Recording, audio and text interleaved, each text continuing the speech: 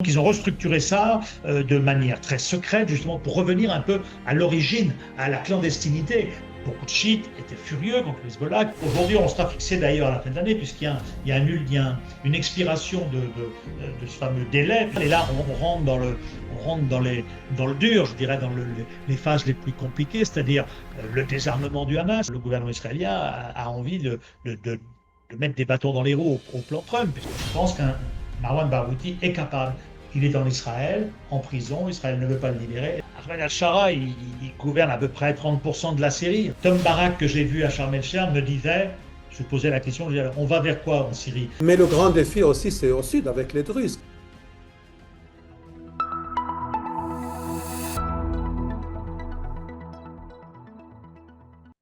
Chers amis, bonjour. Au Liban, la situation apparemment est bloquée. Israël ne respecte pas le cessez-le-feu. Le Hezbollah refuse son désarmement. Le plan de l'armée pour appliquer la décision gouvernementale paraît efficace au sud du Litanie, mais pas dans le reste du pays. En Palestine, la paix est toujours loin d'être réalisée. La deuxième phase du plan Trump semble difficile. Le Hamas refuse son désarmement. Israël menace de reprendre les opérations militaires et la Knesset vote l'extension de la souveraineté d'Israël sur la Cisjordanie. En Syrie, la situation n'est pas meilleure. Les défis face à Ahmad Shara sont énormes. Le pays risque toujours la division et le retour à la guerre. Pour discuter tous ces dossiers, j'ai le plaisir d'accueillir Georges Malpruno, grand reporter dans Le Figaro. Bonjour, monsieur Malpruno. Bonjour. Bon, vous avez écrit il y a quelques jours un article qui a fait toute une polémique et un débat au Liban et au Moyen-Orient intitulé, l'article était intitulé De Beyrouth au Sud-Liban, comment le Hezbollah tente de reconstituer ses forces dans une semi-clandestinité. Alors, comment le Hezbollah, justement, reconstitue ses forces, selon vous?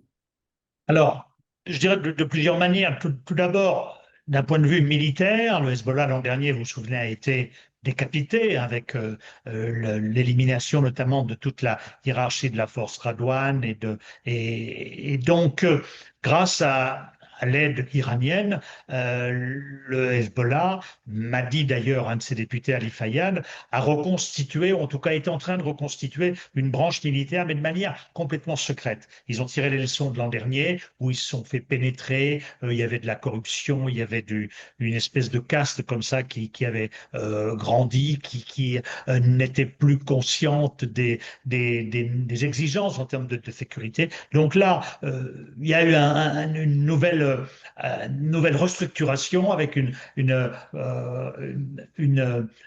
des gens qui sont montés de l'intérieur de l'ancienne branche militaire dans la nouvelle, mais de manière entièrement secrète. On ne sait plus qui fait quoi, on ne sait plus quels sont À leurs... l'origine, à la base, pardon, à la base, c'est une milice secrète, c'est une organisation secrète. Exactement. Mais la base, c'était en 1982.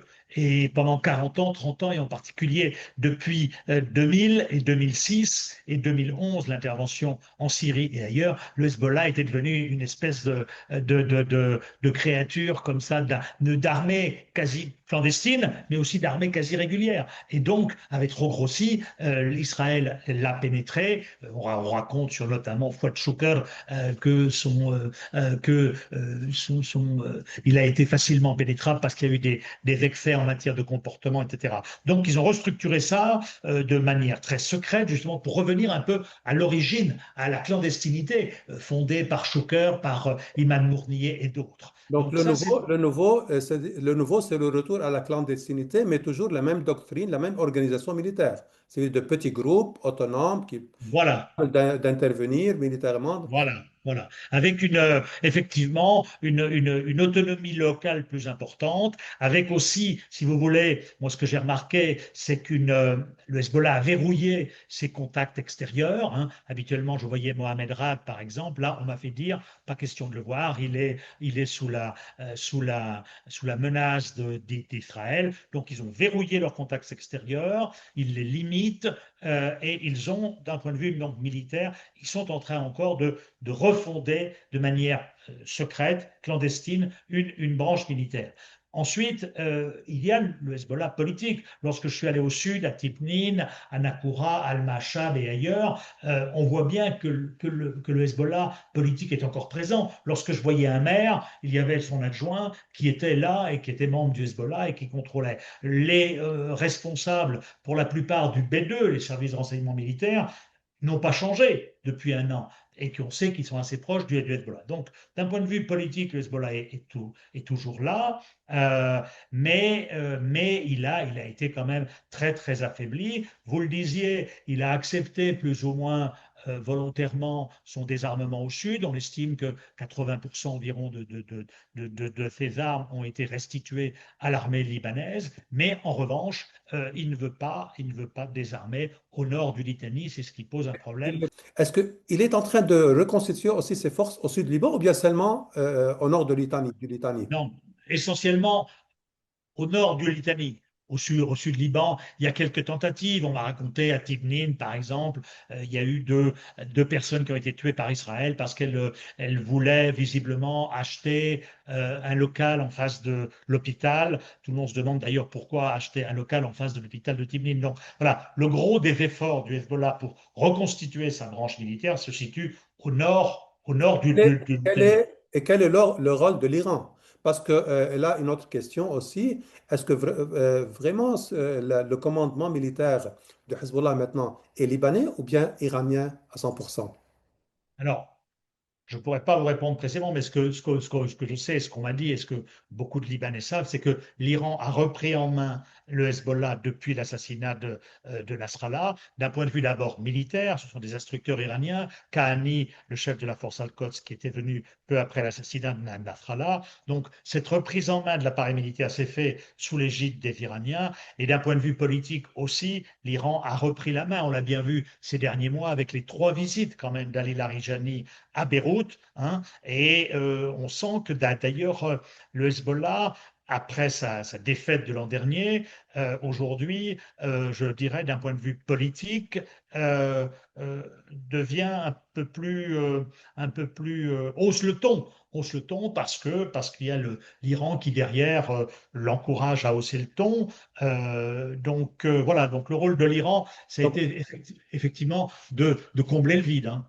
donc voilà, le vide créé après l'assassinat de Nasrallah. Donc maintenant, le nouveau secrétaire général, Cheikh Naïm Qassem, vraiment ne joue pas, il n'est pas le vrai leader, le vrai commandant du parti de Dieu, du Hezbollah. Alors, il l'est en titre, mais c'est vrai que Naïm Qassem, si on le compare à Hassan Nasrallah, n'a pas du tout la même aura, n'a pas du tout la même autorité, et par conséquent, je pense que l'Iran exerce un pouvoir beaucoup plus important aujourd'hui qu'avant. Hassan Nasrallah était un responsable libanais, mais qui était extrêmement respecté en Iran, qui était même, d'un point de vue hiérarchique, au-dessus de Qassem Soleimani, comme vous le savez. Donc aujourd'hui, l'Iran a repris la main sur le Hezbollah et en quelque sorte, je ne dirais pas qu'il dicte ses positions, mais en tout cas influence ses positions.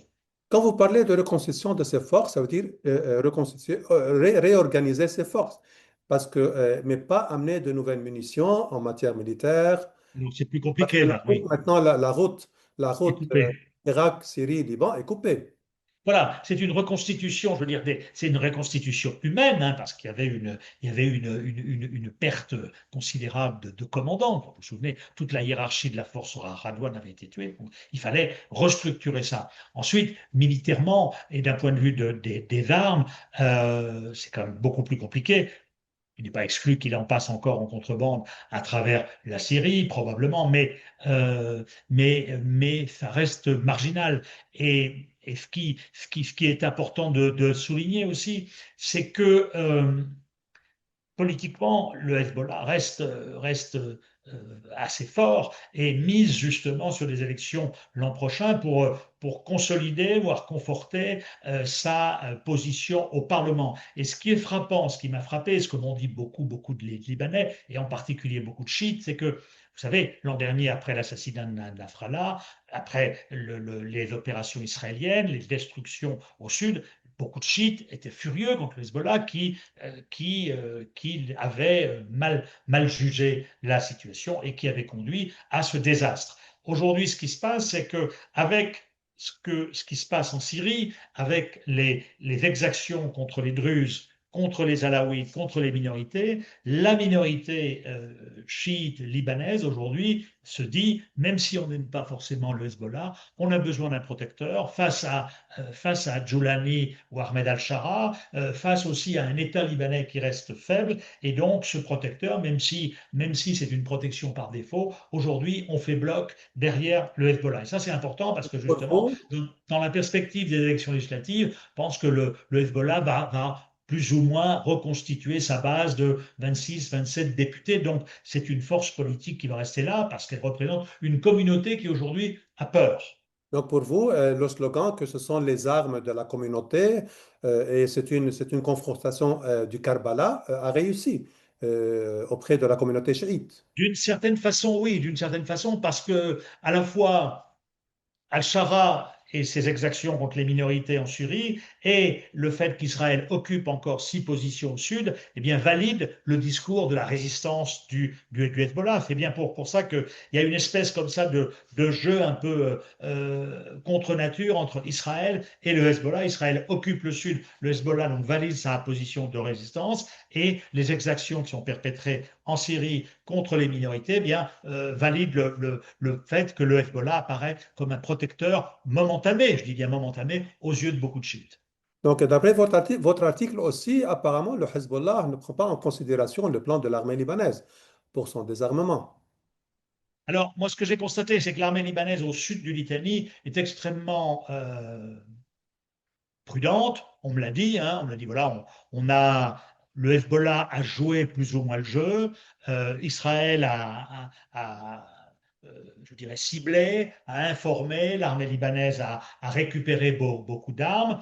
Euh, mais l'armée libanaise, le chef d'état-major, le président de la République ne veulent pas aller à une confrontation contre le Hezbollah pour récupérer ses armes au nord du Litanie. C'est bien là qu'on voit qu'il y a un débat et qu'il y a peut-être même plus qu'un débat, presque une opposition entre les positions de Joseph Aoun, de l'état-major de l'armée, et celle de Nawaf Salam, d'une partie de la communauté sunnite, des forces libanaises, qui, eux, veulent profiter de ce qu'ils disent le momentum pour aller plus loin et désarmer le Hezbollah. Mais au jour d'aujourd'hui, je pense que l'armée libanaise ne veut pas aller vers une approche assez dure.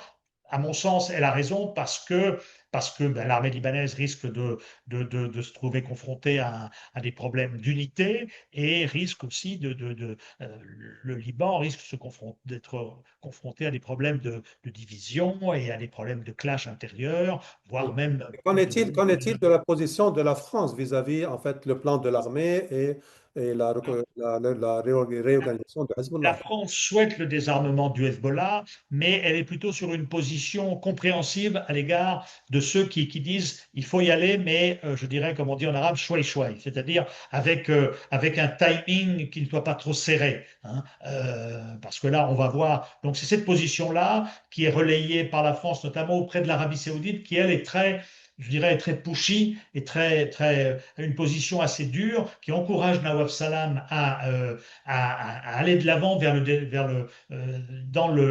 en matière de désarmement. Et donc voilà, donc aujourd'hui, on sera fixé d'ailleurs à la fin de l'année, il y a une expiration de ce fameux délai, puisqu'au 31 décembre, on doit faire un point, savoir le Sud a été désarmé, qu'est-ce qu'on fait après? Et Mais, donc, mais- probablement mais- qu'Israël. mais l'envoyé américain Tom Barak lance des menaces que si le désarmement de Hezbollah ne va pas se réaliser, il y aura une nouvelle guerre israélienne. Qu'est-ce que vous en dites? Voilà, c'est ce qu'il dit. Je suis pas sûr que les Américains, est-ce qu'ils parlent d'une seule voix? Est-ce que Tom Barak représente encore le dossier?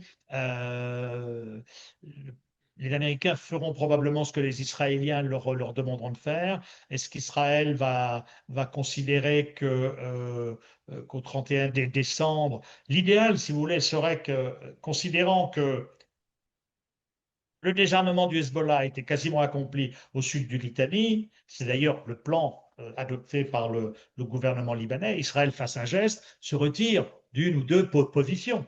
Ça permettrait de, là, après, on fait un geste, Israël fait un geste, et ensuite, le Liban peut de nouveau accélérer. Mais comme Israël ne fera pas un geste le 31 décembre, le gouvernement libanais ne pourra pas faire de gestes unilatéralement pour aller plus loin dans le désarmement. Israël, Donc c'est pour Israël ça qu'on est dans une apparemment, situation assez bloquée.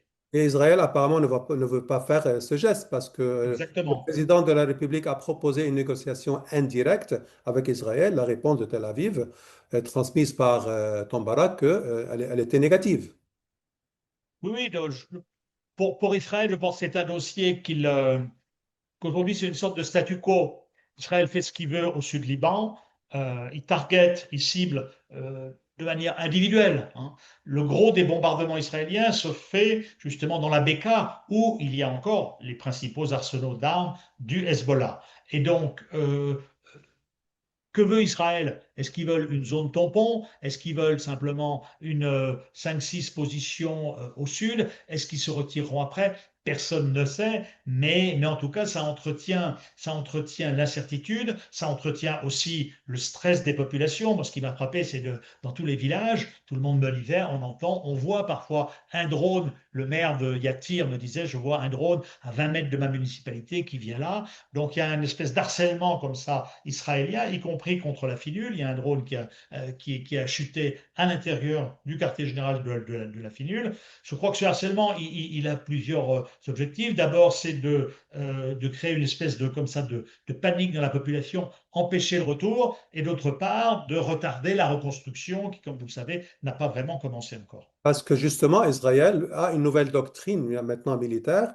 Il y a beaucoup de spécialistes qui disent ça, que alors, il veut assurer une bande de sécurité, une bande géographique qui Exactement, est tout autour d'Israël, à partir du exactement. Liban, la Syrie jusqu'au Gaza.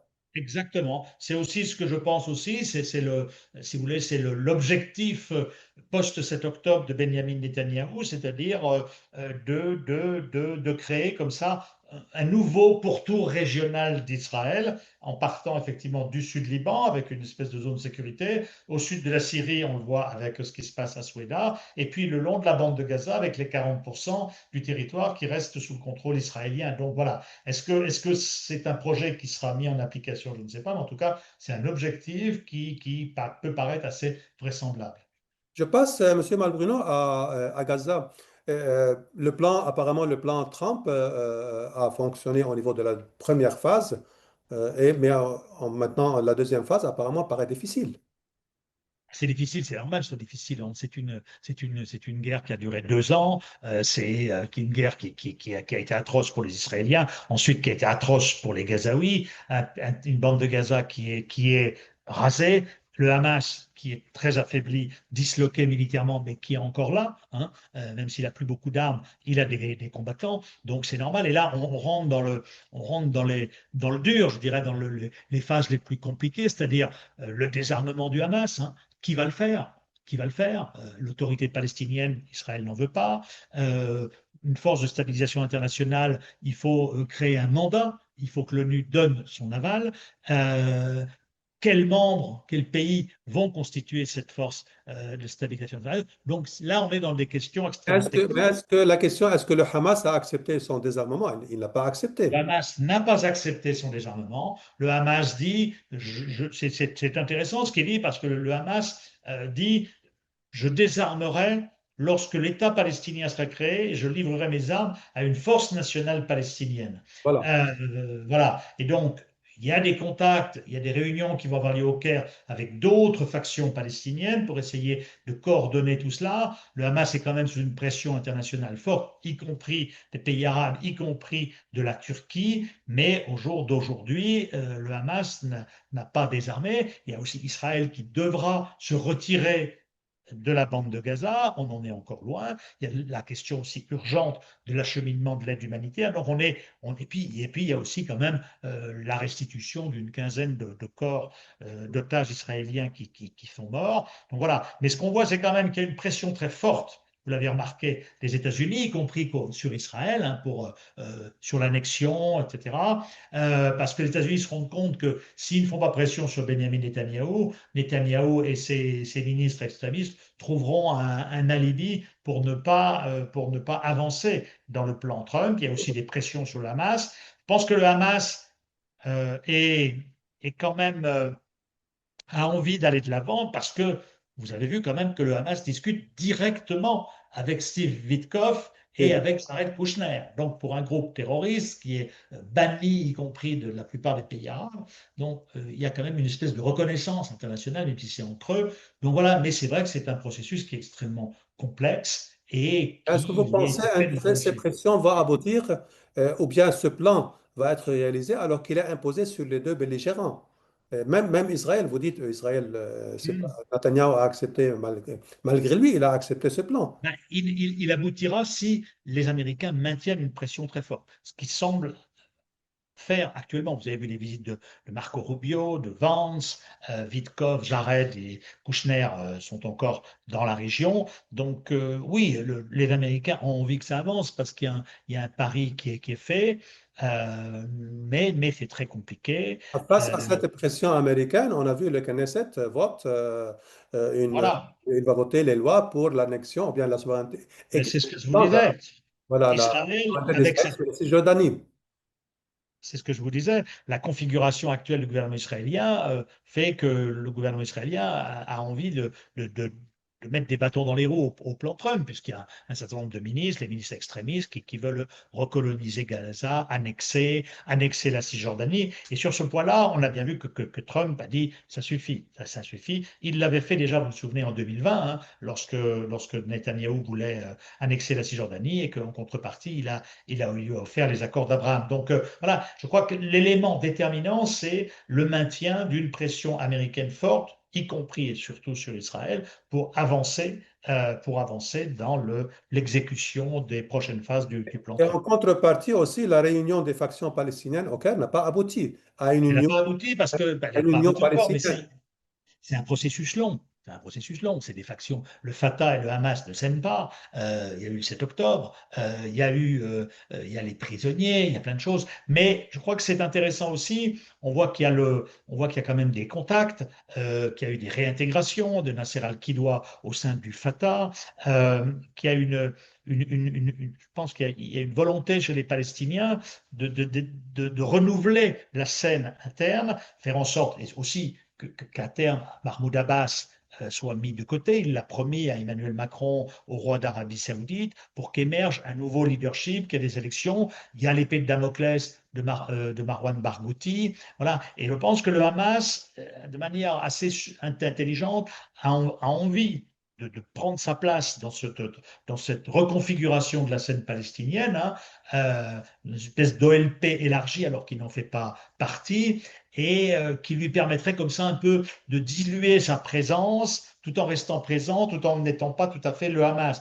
Et ça peut être une option intéressante parce qu'on sait très bien que politiquement, c'est comme le Hezbollah. Les armes du Hezbollah, il faut l'espérer que tôt ou tard, elles seront restituées au gouvernement libanais, aux autorités libanaises en échange de, etc.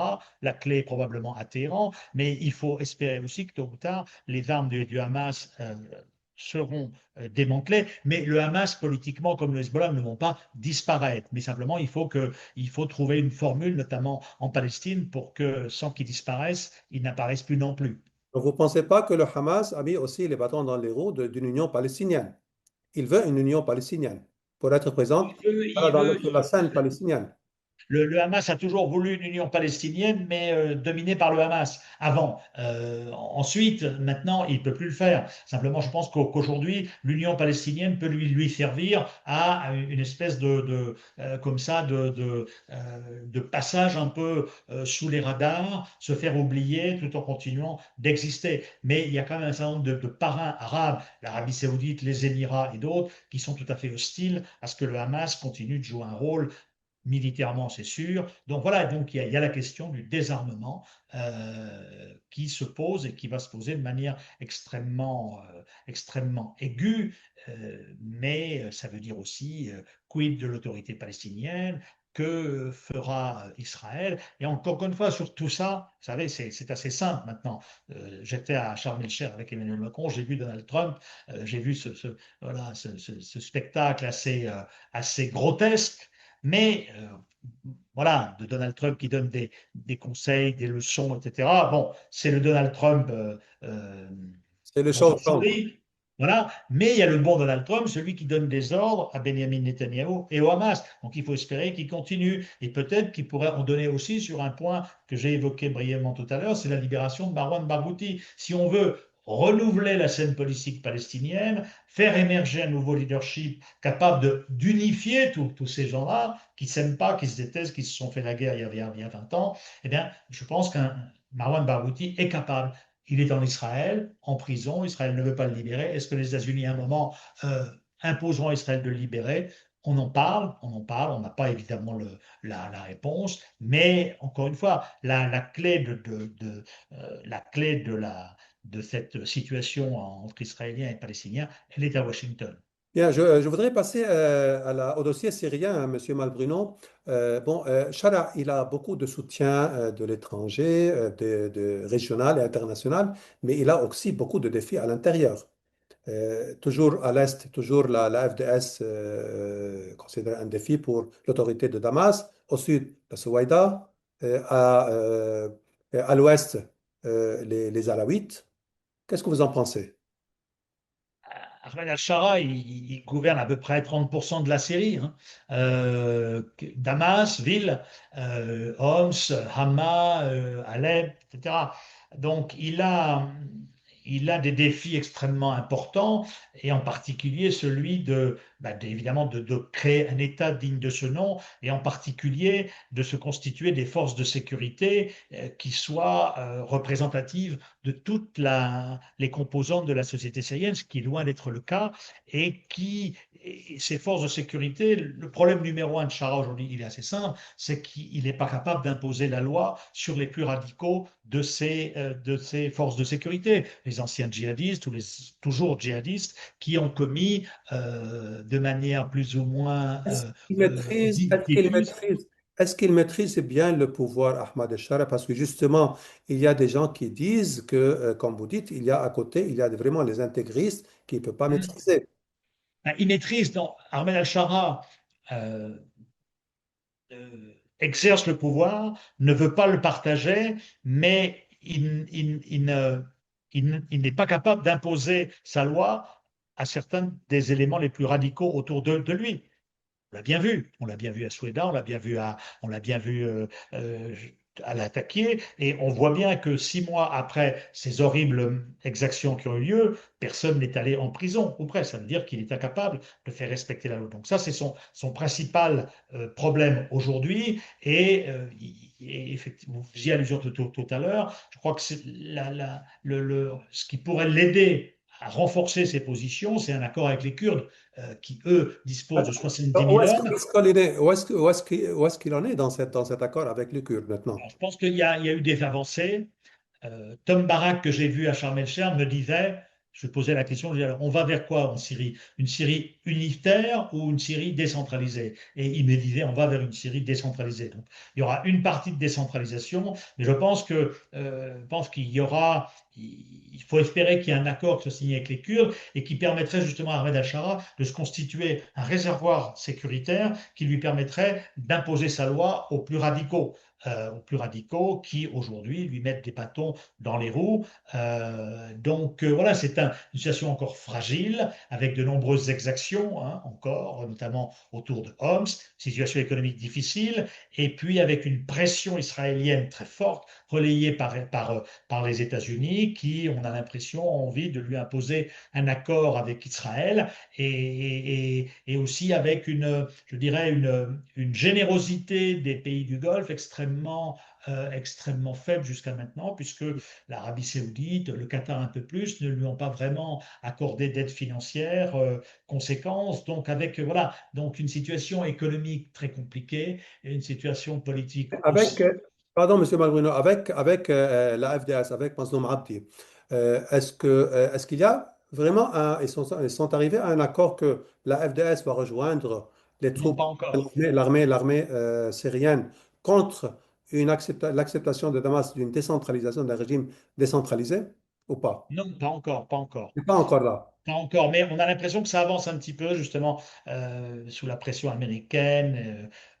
Voilà, je pense que tôt ou tard, Ahmed al-Shara devra accepter qu'une des revendications des Kurdes, c'est-à-dire que leurs hommes soient intégrés dans une force de sécurité syrienne, mais de manière pas individuelle, mais avec Comme des groupe, bataillons. comme Voilà, groupe, comme comme groupe. groupe. Voilà, je pense on Mais, mais- s'achemine vers cette solution-là. mais le grand défi aussi, c'est au sud avec les Druzes qui ont annoncé même la séparation. Le Cheikh Al-Hajar, il a revendiqué la séparation et il a construit aussi ce qu'on appelle la garde nationale et un comité d'administration pour Souaïda. Oui, toute la question est de savoir jusqu'où Israël veut aller, jusqu'où les États-Unis sont prêts à endosser les demandes israéliennes, parce qu'Ahmed al-Shara est est prêt à pacifier ses relations avec Israël, mais il n'est pas prêt à tout abandonner et à céder une partie des régions druzes à Israël. Donc là encore, ça sera un problème difficile pour lui.